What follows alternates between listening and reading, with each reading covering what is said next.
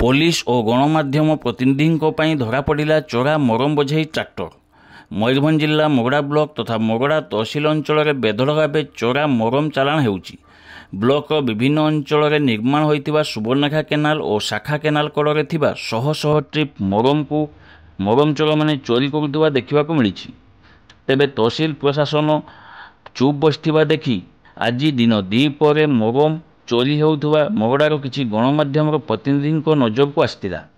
संगे संगे एने पुलिस को खबर देते स्थानीय गणमाध्यम प्रतिनिधि माने। खबर पाई संगे संगे घटनास्थल में पुलिस पहुंची ट्रैक्टर को जबत कर एही तहसिल अधीन भोलागड़िया ग्राम निकट दे जाइथिबा एक केनाल कड़ू मरम बोझे ट्रैक्टर को चित्तोड़ा फांडी अधिकारी निरंजन सोरेन जबत करते। उक्त ट्रैक्टर नंबर OD 11U0091 को जबत करने सहित उक्त ट्रैक्टर को चित्तोड़ा फांडी को अणाई।